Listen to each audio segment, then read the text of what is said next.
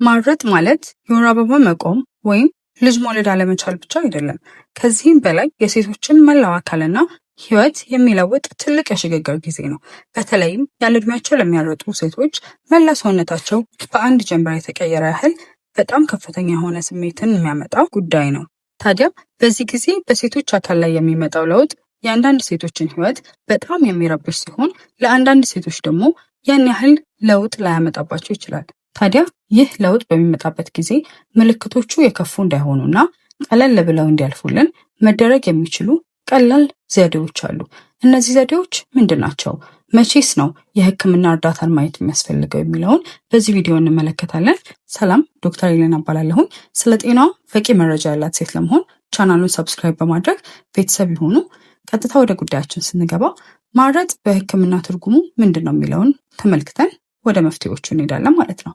በሕክምና ትርጉም መሰረት አንዲት ሴት በይፋ ማረጥ ወይንም ሜኖፖዝ ላይ ናት የምንለው ሳይቋረጥ ለተከታታይ 12 ወራት የወር አበባ ካቆመች በኋላ ነው። ይህም የሚሆነው በማህፀን ውስጥ ያሉት እንቁላል አመንጪ ክፍሎች ወይንም ኦቫሪስ ሆርሞን ማመንጨት ስለሚያቆሙ ነው። ከዚህ የወር አበባ ማቆም ምዕራፍ በፊትና በኋላ ያለው ጊዜ ፔሪሜኖፖዝ በመባል ይታወቃል። ማረጥ ከመከሰቱ በፊት ባሉት የሽግግር ዓመታት ውስጥ የሚከተሉት ቅድመ ምልክቶች መታየት ይጀምራሉ። አንደኛ፣ የወር አበባ ዑደት መዛባት። ሁለተኛ፣ ቀለል ያለ የሰውነት ሙቀት መሰማት። ሶስተኛ፣ ያለ ምክንያት የስሜት መለዋወጥ ወይንም ብስጭት። አራተኛ፣ የእንቅልፍ መረበሽ። አምስተኛ ደግሞ የኃይል ማነስና ድካም ናቸው።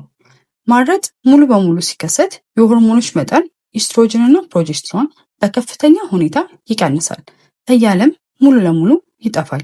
በዚህ ጊዜ የሚከተሉት ከባድና ሰፊ ምልክቶች ይከሰታሉ።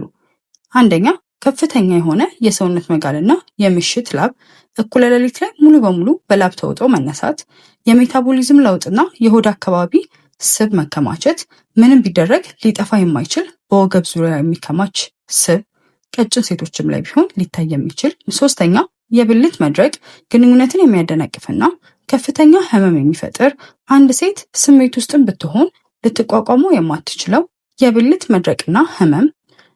አራተኛ፣ የአእምሮና የስሜት ለውጥ፣ ድንገተኛ የሆነ የድብርት ስሜት፣ የሀሳብ መበታተን፣ የማስታወስ ችግር። አምስተኛ፣ የቆዳ ለውጥ፣ የቆዳ መሳሳትና የቆዳ መለጠጥ ባህሪ መቀየርን የመሰሉ ለውጦች ሊመጡ ይችላሉ። ታዲያ ለእነዚህ ቀላል የሆኑ በቤት ውስጥ ልናደርጋቸው የምንችላቸው ደግሞ መፍትሄዎች ይህንን ይመስላሉ። ለሜታቦሊዝምና ለሆድ አካባቢ ስብ ፈጣን የክብደት መቀነሻ አመጋገቦችን መተው፣ ማለትም በመደበኛ የውፍረት ጊዜ ወይንም አንድ ሴት ሜኖፖዝ ላይ ከመሆኗ በፊት ክብደቷን ለመቀነስ የምትመገባቸውን ካሎሪዎች በመቀነስ ውፍረቱን ወይንም የተከማቸውን ስብ መቀነስ ትችላለች።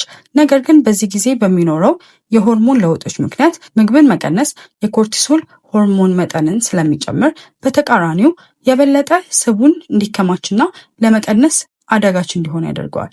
በምትኩ ታዲያ ፕሮቲን የበዛበትን ምግብ አብዝቶ መመገብ፣ ከዛም በተጨማሪ ደግሞ በሰዓት የተገደበ የአመጋገብ ዘዴን ወይንም ኢንተርሚተንት ፋስቲንግን መጠቀም፣ ለሰውነት ሙቀትና ለእንቅልፍ መረበሽ ደግሞ የሰውነትን የውስጥ ሙቀትን ሊጨምሩ የሚችሉ ምግቦች፣ በአጠቃላይ ካርቦሃይድሬት መጠንን መቀነስ። በተጨማሪም ደግሞ ይህ የሙቀት ስሜት በሚመጣ ጊዜ ረጋ ብሎ የመተንፈስ ልምምዶችን ማድረግ፣ አየርን በማስገባትና በማስወጣት የመተንፈስ ስፖርትን በመስራት ያንን የሙቀት ሰዓት የሚሰለች አይነት እንዳይሆንብን ይረዳል ማለት ነው። ሶስተኛ፣ ለብልት መድረቅ ሀፍረትን በመተው ያለ ሐኪም ትዕዛዝ ሊወሰዱ የሚችሉ በፋርማሲ ሊገኙ የሚችሉ የብልት መድረቅን ሊቀንሱ የሚችሉ ቅባቶችን መጠቀምና በግንኙነት ጊዜ ያንን አፕላይ ያደረጉ መጠቀም።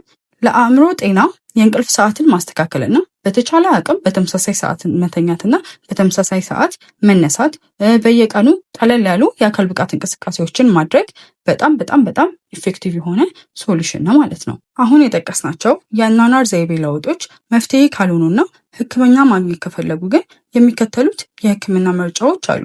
አንደኛ፣ የሆርሞን ምትክ የሆነ ሕክምና ወይንም ሆርሞናል ሪፕሌስመንት ቴራፒ የምንለው ሲሆን ኤስትሮጅን ከፕሮጀስትሮን ጋር ተጣምሮ የሚሰጥበት መንገድ ሲሆን ይህ ህክምና ከባድ የሰውነት መጋለል ለሚፈጠርባቸው እንዲሁም ደግሞ የአጥንት መሳሳት ለተከሰተባቸው ሴቶች ሊሰጥ ይችላል። ይህም የሚሰጠው የተወሰኑ ምርመራዎች ከተደረጉ በኋላ እና አንድ ሴት በጣም ኮምፕሌን እያደረገች ከሆነ የዕለት ተዕለት ህይወቷን በእነዚህ ምልክቶች ምክንያት እየተዛባባት ከሆነ ይህ የሆርሞን ሪፕሌስመንት ቴራፒ ሊሰጣት ይችላል።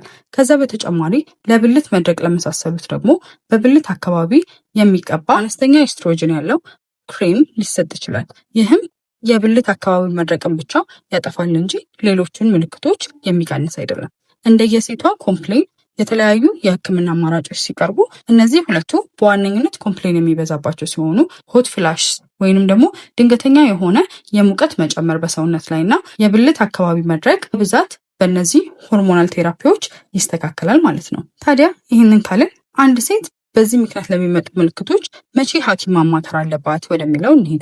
ምልክቶቹ እንቅልፍን ሙሉ በሙሉ የሚነሱ ከሆነ፣ የአእምሮ ጤናን የሚጎዱ ከሆነ፣ በግንኙነት ጊዜ ከፍተኛ ህመም የሚፈጥሩ ከሆነ ወይም ከቆየ በኋላ ድንገተኛ የደም መፍሰስ ካጋጠመ ወዲያውኑ ወደ ህክምና ተቋም በመሄድ ምን እየተፈጠረ እንዳለ ማጣራት ያስፈልጋል ማለት። ታዲያ እህቶች ስለማረጥ ጊዜ በግልጽ መነጋገርና ማወቅ የተለመደ ነገር መሆን አለበት።